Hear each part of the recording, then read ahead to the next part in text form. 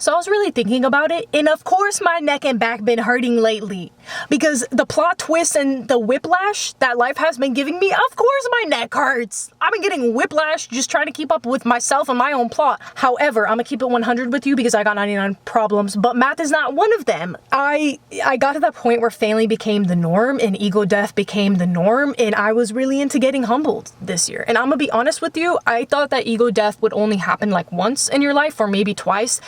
It's a lie. No. No. Ego death can actually happen more than once in 1 year in the span of a lifetime, and it can happen in the span of like a month from each other. And we've since moved on from that. That is partly why I wasn't on social media, and also just because I was trying to survive, quite frankly. But, however, we're back here now. TikTok may or may not be banned. I have some things that if I let them sit and marinate in my mind, in meantime, yeah, long enough, they just might change the trajectory of my life. If I let some things marinate in my mind long enough, they might actually change my neurological pathways in a good way. And that is why I wanted to make this video, because I feel like I'm in a place where I can accept that half of the year was kind of trash, half of the year was really awesome. And like I've been telling Alejandra, my girlfriend, and a lot of my other friends, this year was full of very high highs and very low lows. But the highs were like, yo, I'm hiking on a mountain in Korea. And then the lows were like, dang, I'm unemployed again? I did not do a lot of the goals that I wanted to do with my flight career, but then I thought about how I traveled every single month this year.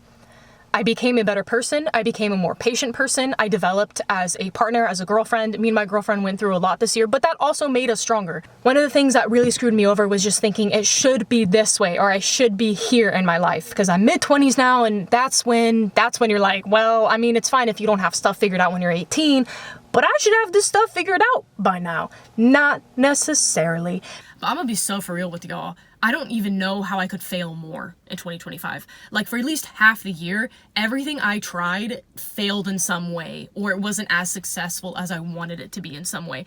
And then, on the flip side, I had to learn how to be how to be patient, how to be kind and gentle and patient with myself. Because sometimes you can try your hardest and things can still fail. I think Beyonce said that once, but you can try your absolute hardest and still fall flat on your face. You can give everything you've got and it will not work out. And you'll be exhausted after. That's the thing too. You'll be exhausted and you'll have no good work to show for it. 2024 for me, half of the year was fantastic and a blessing and everything went rather smoothly. And I was like, we're settling into Atlanta. Like, this is awesome. And then the other half, sometime around June, things shifted and like one thing after another happened. And I felt like I had an anvil over my head. Like, you know those cartoon characters that are like waiting? Y'all know Roadrunner? I felt like the Wile E. Coyote when like he doesn't realize that the anvil's about to fall on his head. I felt like that so often, and I had car accidents and things happen to me. I had things happen in the plane that happened to me. I lost my job more than once. Like, there was so many things that went on, and you could blame some of it on the election year and the economy just being kind of whatever the economy's doing right now. I haven't biked since the accident, the fated accident, which I didn't talk about on YouTube either. That was, I feel like, when a lot of the stuff shifted in my life. If we want to talk about life shifts, not to be like over dramatic, but I fell off my bike in June, and this was a couple days before losing my job. Fell. These are the scars I still have. Look at these scars. It's because I'm anemic. Very fantastic. Very fantastic. I will say, I beat my time. I beat my time by a whole minute, and that includes stopping for photos twice and then falling and kissing a concrete wall. So I mean, did I deserve it? Probably. I'm very, very thankful I didn't hit my face, or that I didn't hit my shoulder or break my arm or my shoulder. I could have like cracked my skull. That's why we wear helmets. Ow, holy, okay. I got it. I got it because honestly, I also have my check right in 2 days. So it's gonna have to just work. Oh shit. That's what prevented me sliding into the wall. I'm really surprised I didn't break my arm. I meet my student in 10 minutes. Our car broke down for like the third and final time last night. And my double I instrument instructor check ride is in 2 days. Man, kind of wish first aid kit. And I fell off my bike and I was thinking, I smell the change in the winds. And it's not the adrenaline pumping through me. That felt intentional. It felt like life was backhanding me in the nicest way possible, because I almost broke my skull falling off my bike. Life was like, oh, you forgot that I've got hands. First of all, you're going to learn, you're going to know. So I'm not taking just 2 online classes in school. I'm really taking a third. The third is called Ego Death. I'm joking, but also it has been so hard to fail and to keep trying, because you start to feel stupid. You start to feel really ludicrous, not the rapper, because everyone's like, oh, you're still like doing the thing. You're still like in aviation. Why are you not here, here, and here? And now I'm telling myself that. I'm like, I had all these goals laid out before me and I hit like maybe 1 of the 18 that I had this year. And I failed royally. Like I went out with flames, baby. And that was kind of cute, kind of like kind of a little dramatic of me, you know, for the plot. I think for the plot, I'm gonna have stories as an auntie, you know, around the fire, you know, we're out cabin in the woods. I'm gonna take my niece's nephew snowboarding and I'll be like, listen up. So I just really feel like maybe this whole year was for the plot.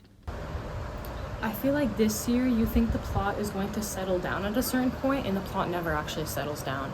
I was telling one of my very close dear friends this. I feel like every single time I understand what's going on with life, or every time I felt like, oh, I'm financially stable. That's a joke, but also not really. Every single time I feel like I have it figured out, something will happen and then it throws you off your feet and you have to like land on your feet again like a cat, right? And I think that's the whole point of life, because we're supposed to be constantly learning and evolving and growing. We're not supposed to be comfortable. But sometimes you're like, dang it, can I just, this is a coaster. Can I just, ashtray, can I just be comfortable for una segunda? Like, for it, please? I'm begging.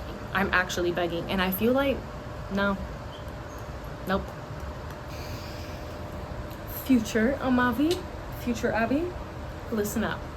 The plot is doing it for the plot. The plot is really like this: every back road in Atlanta that you could ever wish upon to never find. You are recently unemployed, which there was a lot of things that happened. You are currently job searching, but for 6 months from now, it will be roughly January 2025. I want you to not give up. I'm not saying, you know, like, what do they say? The point of life is to have coffee with your friends. Like, that's the whole point of life. To my future self, I would actually tell her, you're doing great, keep going. So consistency and intensity are inverse relationships. They are. It's really hard to go to lock in, because everyone's talking about like lock in and clock in. I'm all for that. Pop, lock, and drop it. Clock in and lock in. Like, I am all for that. But consistency and intensity are inverse relationships. They're inverse relationships because it's very hard to go all in on something for a long length of time. And started running again. And running for me has a lot of life lessons. I'll probably make a separate video on that. But running is so crazy because it really makes me think about how marathon runners, I always thought that marathon runners run very fast, which some of them do, and that's scary and we don't need to talk about it. But when you run longer distances, you typically drop back on the pace a little bit. Like ultra marathoners, the typical minute per mile is about 13 minutes. So the typical minute per kilometer is about kilometers or more. So it's like 13, 14 minutes. So that's running, that's a little bit longer, right? There is so many ways that you can keep yourself busy in life, but that doesn't mean it's what you're supposed to be doing. And it doesn't mean that it's excellent.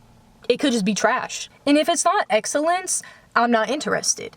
Because that's another thing that I've been convicted with, I guess. Like you knew in your heart that it wasn't your best work. You knew it was kind of just like, you know when you like, you know when you turn in an essay and you didn't proofread it? Because that's me, and I'll be the first to admit it. But I will say the refinement is what can bump that grade from a B to an A.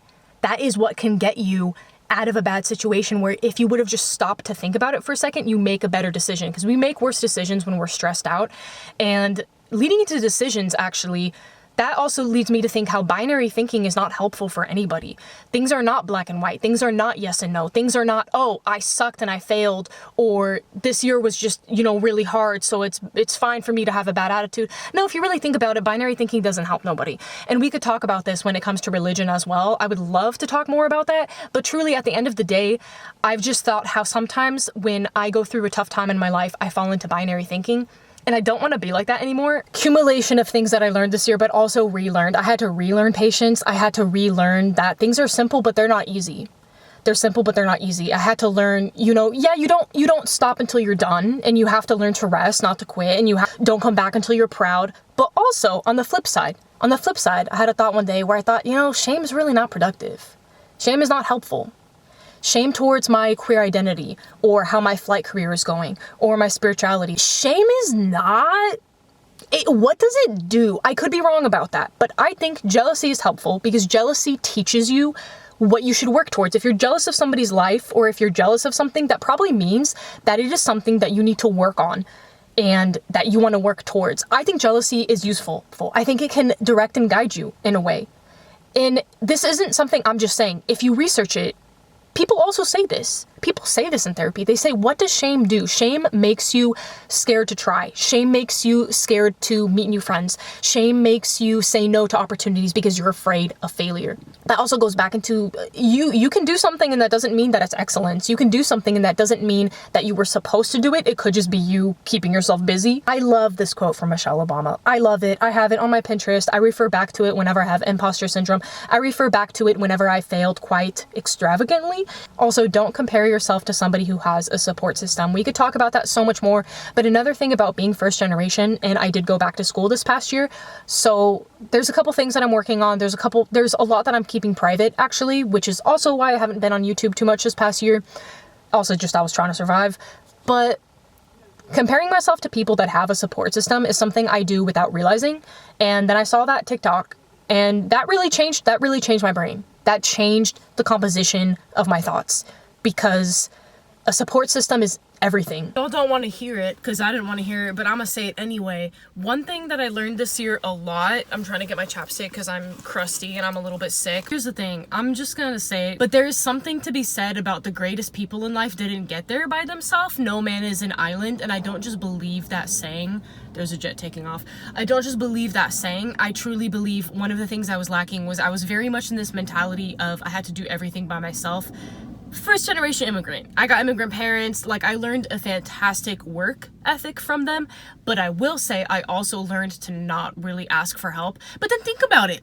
My immigrant parents had other immigrants that all helped each other. They actually immigrated over together. So even though my family was one of the first to actually move over to Oregon, there's a lot of lore, there's a lot of backstory, but my parents were some of the first to actually leave Romania and go to the States. So first of all, I was always an explorer. I was always, like, it's in my DNA to be bold. It's in my DNA to make moves, right? But they didn't do it alone. So I'm here thinking, everything I want to do in my life, I kind of have to do it alone. I'm not really good at asking for help. But this year, not only was I forced to ask for help, but number two, I told myself that I want to get better at it. So I had that mindset, and then I was put into positions. My girlfriend and I, we were put into so many positions this year where we had to ask for help. Right now, for example, this is my friend's car. This is her car, and we're borrowing it while she's in Romania. I'm covering for her at this job. That's why I'm dressed like this. And I look like the president's. I look like Kamala's little protege. Like, I love her suits. So you ask for things in life, and you got to be so Pacific Ocean about it. If you are not specific, you won't get it. But if you're specific, you will get it. And what happens is I prayed, God, give me patience. You're put in situations that require patience. God, help me increase my faith. You're put in situations that you have to increase your faith. And then to add to that, I truly feel like I had to ask for help so much this year and really humble myself, and just my ego had to die so many times this year because of the situations that I found myself in, or that Ali and I found ourselves in. And I also think that a lot of people get where they are because of mentorship. And a part of asking for help was learning to seek out mentors again, because I kind of was in this period of life post-COVID where I didn't really have mentors, not in aviation, not in a spiritual way. Like, I just didn't really have mentors. You need mentors to make a difference. You need mentors to live a life worth living, in my opinion. Like, I think it's crazy that I was trying to go through life and just not have mentors and, like, not ask anybody for help ever. Like, what were you even doing? Like, not a good job, truly. I can call myself out on that. On the topic of mentorship and having mentors, not only was I seeking out mentors this year, and I'm at the point in life where I realize people look up to me, which is insane, but also age has something to do with it. I'm no longer, 17. I am in my mid-20s. I am a flight instructor. I have people that look up to me. It's incredible, but I feel like sometimes I don't feel worthy enough to be looked up to. I feel like I'm not being a good mentor. I feel like I'm not ready to have mentees because I have mentors of my own, but I also have people that I mentor. And I feel like I failed at that this year. I'm like, why are you looking to me as a mentor? I am failing in every single thing I do. So I'm just sitting here like, that's crazy. I failed at jobs this year. I failed a check ride this year. I failed at being a good partner this year. I failed at being a good cook a couple times, but we got better at cooking this year. I barely even made progress with like working out because I went through this period of being stressed, and then I was eating less and I lost muscle mass, and I was like, that's fantastic. That's the opposite of everything I wanted to do. So I'm sitting here thinking, I just want to be a worthy role model. I don't feel like I'm worthy to be a role model. I feel like I don't want anybody looking up to me. I want to disappear. I don't want to be perceived, first of all. So that was partly why I was off social media, but also just because we were trying to survive. We were very much in survival mode. Y'all are like, what are you doing in aviation? Trying to survive. I'm so sorry.